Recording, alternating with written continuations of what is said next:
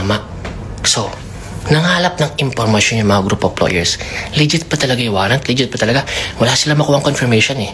Pero ang pinopoint out nila, kung merong usok, may apoy, at hindi ka safe umuwi ngayon, eto na ang plot twist.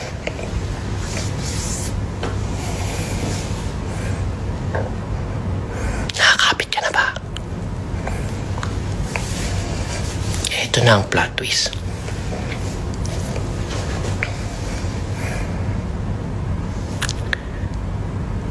May nakialam na anak. Isa sa anak. Stating na kapag hindi ka umuwi ng Pilipinas, para nating sinabi sa mga taong naniniwala sa atin na mahina tayo, na tumatakbo tayo, at makaka-epekto ito sa upcoming na election ng ating mga senatorial balls and even the big one on 2028. So, sabi ng isang anak, I don't know how they call, tatay, papa, daddy, I don't know, I'm not sure. I think kailangan mong bumalik sa Pilipinas to show all of them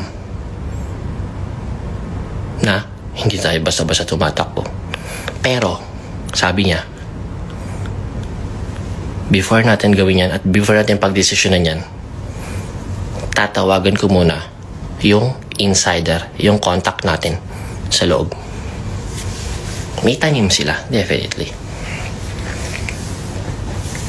Eto na ang plot twist over plot twist.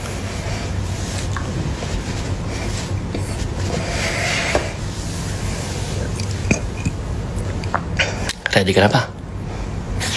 Baka di mo kayanin. Baka isipin mo, Netflix yung pinapanood mong kwentutan.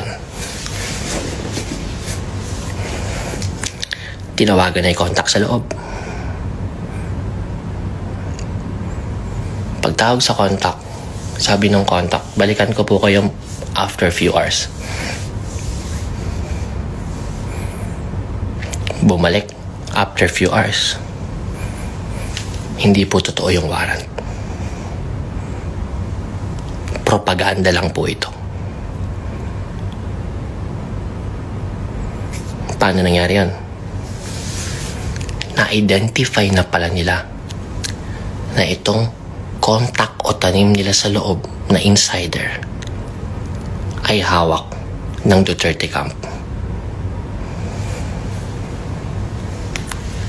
Binigyan siya ng wrong info via message,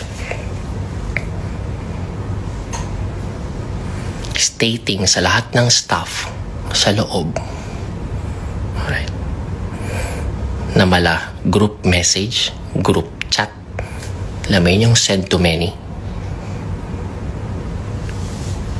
na yung warrant ay hindi totoo